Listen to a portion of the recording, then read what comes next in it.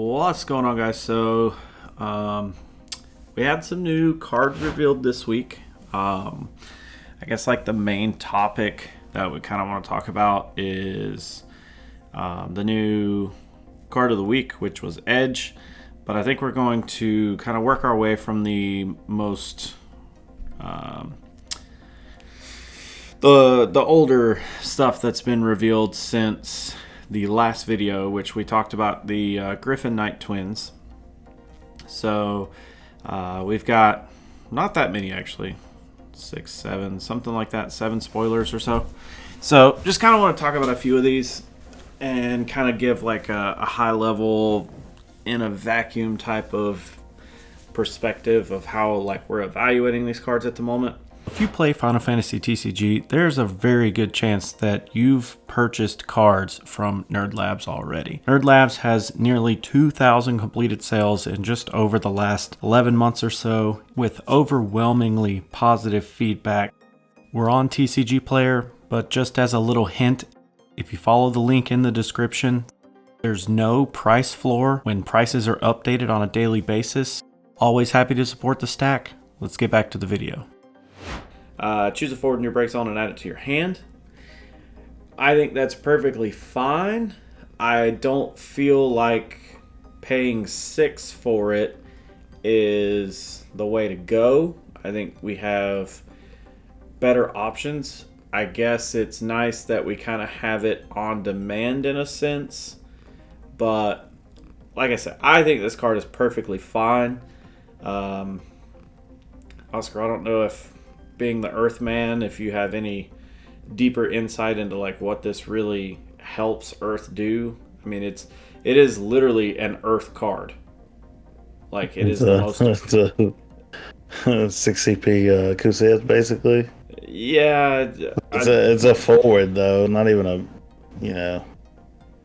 It's okay. I think it's gonna be one of those like if you're running like a mono Earth deck without Tyro or whatever, you might play this in there just to recur something. But other than that, I don't think you're going to be seeing this in a lot of limit break decks, which is what I'm excited about the most, all these new reveals. So when you're actually playing somebody, you're going to be like, what are they playing in their limit break? You're already kind of like that, but you kind of know.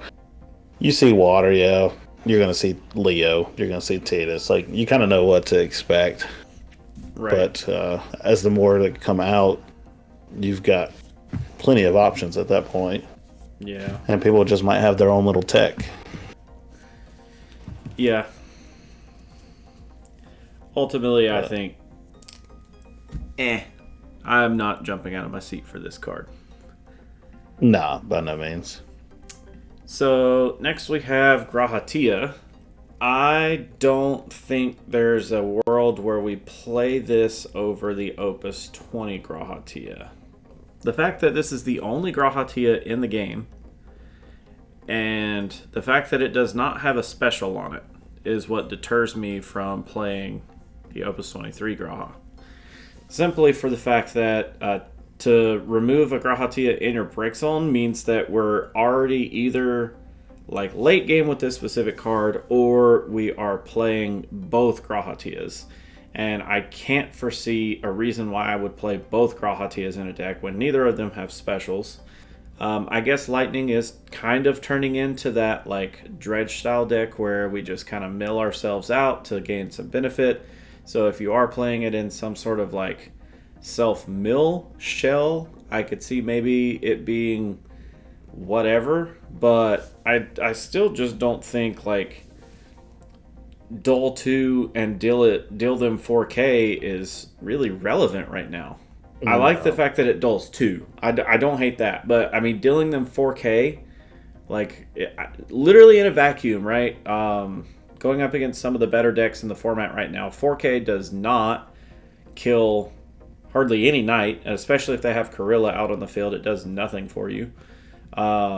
Dulling them is basically paying 5 CP to bait the Ramza, right? Because if you're going to dull them, they might as well just dull 4 and break the Graha in and of itself. Like Chaos Arc, you're not doing anything against them either. Like, what are you going to do? Dull their their chaos so that you basically bait them to sacrifice whatever they stole off of chaos to break something of yours. Yeah. It's a. Okay, so I do actually like these two next cards. So we have Palom and Porum. So Palom is actually rare, and Porum is actually rare. Okay, so these cards to me are very interesting because they essentially allow you to free play if you control the opposite one, right? So if you control a card named Porum, the cost required to cast Palom is reduced by 2. So he becomes free. The forwards with 2 or more EXP counters on them you control gain plus 2k. When Porum enters the field, choose one forward, place 2 EXP counters on it. In a vacuum, right, if we have even Opus 15 Porum on the field, Palom enters and immediately puts it at 2. If you're playing both of them on the same turn, so I pay 2 CP to play Porum, I drop Palom for free, and then put 2 EXP counters on Porum. It's already going to gain, right, because they both share the same text. For each EXP counter placed on them, they gain 1,000 there. So it's already going to gain 2,000 there, plus this one's going to give it another 2,000 because it has 2 or more. And then when we go to pass turn, we're going to gain another one. So essentially you're already going to be plus 5k on these 4k bodies. So you're going to be a 9k body as soon as you pass turn. The fact that we get this effect where choose a forward of 5 or less, it loses all abilities till the end of the turn. If 3 or more counters are placed on Porum, its power also becomes 1,000 until the end of the turn. You can only use it once per turn. Giving this access to its full potential, literally the turn that it comes out, is very interesting. So I can hear you screaming, Oscar, why would I play Water Fire Twins? Well, I think that's kind of the beauty of these two twins, because they simply can be played in whatever, right? If Palom is actually going to be reduced by 2, you can play this Palom in a mono water deck. Yep. So I guess just to kind of go over Porum really quick here. So instead of plus 2k, the forwards with 2 EXP counters on them, 2 or more rather, gain if this forward is dealt damage, reduce that by 2,000. So that's actually kind of nice, although I definitely feel like the Opus 15 Porum still does a little bit more than what we're doing here. But what's your thoughts on the two twins here? They're okay. I like the card art. It's cool. That'd be look good. I do think it's missing like one thing, which would be if you're going to play both of these together, I think it should say when Porum and or Palom enters the field, choose one forward, place 2 EXP counters on it, so that they could both be 9k bodies. I just think it would be okay if it said both. I doubt they see play anyways, but they would see more play if they seen both. Yeah, I could. So that you could just stack them, and you can choose any forward then. So moving on to Asura, I think this is an interesting protection piece. That Wind seems like they might be the front runners to this. Obviously, one of the easiest ways to deal with a limit break card is to return it to the hand. Those type of effects are pretty plentiful, especially in water, mainly.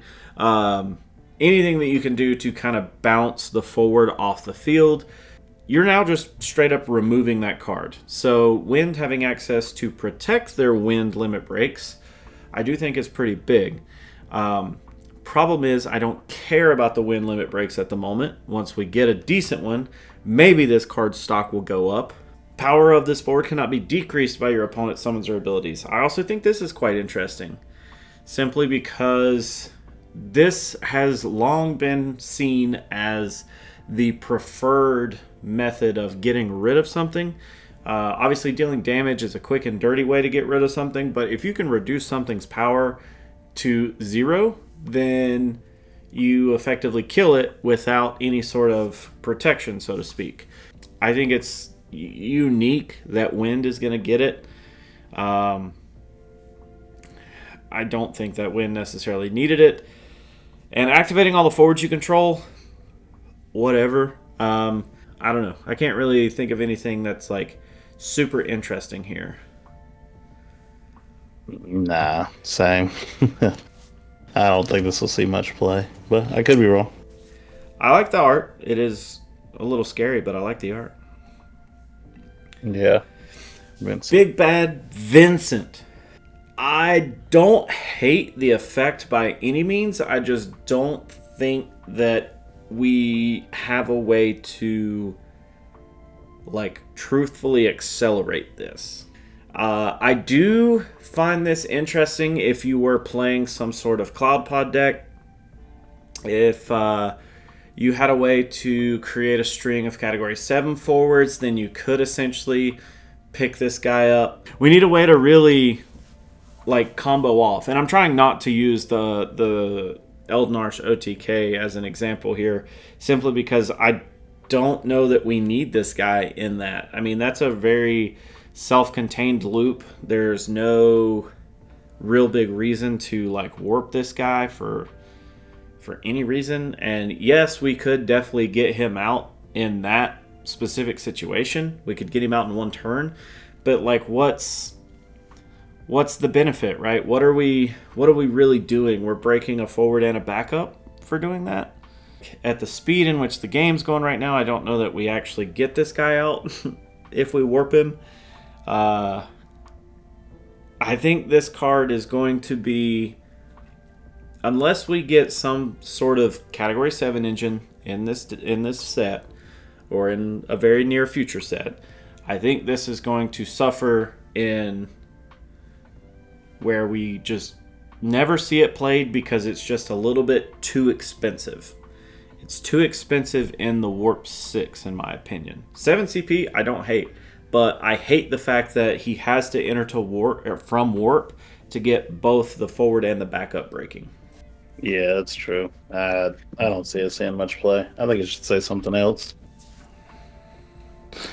Maybe when a warp counter's removed, play one cost 3 or less, Category 7 forward to the field, kind of like Golbez. Ooh, that would actually be really cool. Like, it would be interesting if it was like when a warp counter is removed, play a Category 7 forward of cost 3 or less onto the field, and then it also had the line of text that when a Category 7 forward of 3 or less entered the field, remove a warp counter. So in essence, you could set up to where you could like spam out like 3 or 4 forwards in a turn. That would be sick. And then on a subsequent turn, because now that I have these 3 or 4 forwards to carry me through the next 3 or 4 turns, now when he enters due to warp, I then get to break something after you've set up. Or even if it was like play a Category 7 forward of cost equal to or less than the number of warp counters remaining on Vincent. So like if he was warp 6, obviously you'd get like a warp 5 at first, then you'd get, a cost 4, then a cost 3, then a cost 2, then a cost 1. I mean, that would be a way to balance it, right? Where it'd have to be a little bit more specific. Next, we have probably the biggest talked about card I have seen yet be revealed in Opus 23. This card, well, I don't know. The Lunafreya was kind of busted. Everybody was like freaking out about Lunafreya too. But this card has caused a lot of discussion. So I know that I have kind of spit a lot of my views on the card in the last 24 hours or so. What are your opinions? I haven't heard your side of this card yet. I like it, but I think it should be more than Limit Break 1. I think it should be like a Limit Break 2 at minimum. Just because, it's adding a knight to the field. You don't have to play the other Beatrix for 1. And for 2, if you already... if you just played Corilla, play 2 more, then you can dump 2 out of your hand to play this, and there's your, you got 4 on board. All you got to do is find your Ramza. Or, even if you went Ramza into Corilla and you only hit one thing, then you can play this from the limit break. You'd have a guaranteed night. And for those players like that play nights that don't get me wrong, keep playing it that way when we're playing in a tournament, but dump your whole hand. When you get into top deck mode, if you if you draw water CP, you can play Beatrix. So if you draw one water and then one ice, then you can play your Beatrix from the limit break. But yeah, I mean, I think it's a good card. I just think it should be like limit break too, so they can't. So just say you're only gonna maybe use it twice, because after you board wipe them twice, they shouldn't be able to bring anything else back. Here's my thing. This is essentially an on-demand dull freeze. So if you think about, like, one of Knight's most powerful tricks is not only Corilla, not only Ramza, but Laswell. Laswell is the thing that truthfully makes Knights lock a game down in one turn. If I play Laswell and heaven forbid I play Charlotte turn 1, then I just dull froze 2 things. Limit Break 1 is a little obnoxious. I think that it's annoying, but it's whatever. Yeah. The other thing that I kind of find interesting here is it can be set up off of a single Corilla. Even when you like accidentally hit the bad hits, like the hits that you don't want with Corilla, like, you hit a 4 CP Knight. It's never really terrible to hit Gawain, but like when you already have the names that you have on field, like Gawain kind of just feels like you're searching for CP and you don't really know what to do with it sometimes. And this is an easy CP dump with Gawain. You just search for a Water Knight, a Fire Knight, you got them to hand, right? You search for that Steiner that you 99% of the time ditch for CP anyways, and might as well go ahead and search for that other Beatrix that you don't care about right now, and ditch both of those to play this Beatrix, and you're already online. You have Corilla online, you have Gawain, and then you have her. But I don't feel like it's doing anything that Knights doesn't already have. It's not moving the deck forward in the sense of like giving it a new busted effect or a new busted game plan. My personal thought is I wished it was anything other than Beatrix. I kind of wished it was named Ramza, truthfully. I wish this effect was attached to a Ramza card, not a Beatrix card. You could have made it Limit Break 1. You could have made it a 3 CP forward. It wouldn't have mattered to me. I would have liked that way more than I would have liked this. You could have made it a 5 CP forward. You could have made it Limit Break 2. I still would have liked it. If you attached it to the card name Ramza, it would have given the Knights deck a different angle to play, but it wouldn't have added any more.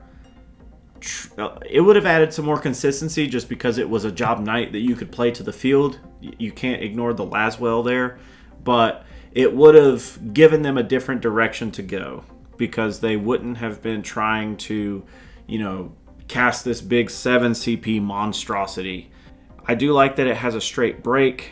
Like I'm trying to look at it on both sides because I did play Knights for that little bit of period, and I can see that it has a shit ton of value in it. But on the opposite side, like, I don't necessarily hate that it enters the field. I just need to be able to remove it before it can attack. Oh yeah. This is our Lightning Legend Limit Break. Card name Edge, category 4 of course. Leon's happy. Limit Break 3, so we're basically playing 2 of these ever. This to me is the equivalent of the other the other Legend Limit Breaks that we've seen. In the sense of it does something that helps the mono decks, but I interestingly find this actually helps just ninja decks. And I like that. I like that this is kind of more tribal in that sense. Like, thinking back to, Bo's ninja deck, like he could easily play this and it would turn very scary combats, like very non-scary combats into very scary combats. But this guy, being that he can't be blocked by 4 to 3 or more, and the fact that now once Edge enters the field, he's going to attack and deal 7k, that's kind of interesting. It's kind of cool. Yeah. Unfortunately, I do think that because it's until the end of the turn they all gain this effect, it is kind of like a win more card in that scenario. The only thing that I think Edge is missing here is haste. If we don't have haste on himself, then he's just kind of giving it to everyone else and not reaping the benefits. So I think it's pretty cool. I mean, I'll probably play him, at least the one of in my Dragoons deck, just because I think having 3 or 4 Dragoons on there and then playing him and then attacking with them all, dealing 7k every time, or even having, if you have to party attack, it gets over basically anything. I think it's going to be pretty good, though. Yeah, I think that it gives Lightning a lot of utility that it already had, but it gives it in plentiful supply. I mean, if you notice, I don't think they're going to even print any limit breaks with haste on them, just for the simple fact that you can play it for a game straight from there, even if you top deck like 2 backups. I don't think anything's going to have haste in the limit break deck. As of now, yeah. I don't think it will in the near future either. So, best case scenario, you have 5 backups, you draw 2, that's 9 CP. So, even if they printed a 9 CP limit break, even if it had haste, you could potentially still top deck and win the game off of that. So, yeah, I could see that. That's a pretty big, design opportunity to not screw that up, but, Yeah. There will be several games won off of a haste limit break card. I think Edge is okay. I don't think he's amazing yet. I can see where he adds a ton of value, but what do you guys think? Let us know your thoughts on these down in the comments below. What's your most hyped card for Opus 23 up until this point? Obviously, we've gone over quite a few, and if you have a favorite, let us know. Oscar, off the top, what's your favorite right now? Chaos? Yeah, that's an easy one for you. Yeah. I don't know that I have a favorite. I actually kind of like the X and Mile or X and Mill. Yeah. But yeah, so let us know what your guys' thoughts are down below. Do you have a way to break any of these cards? Do you think Beatrix is broken as she is?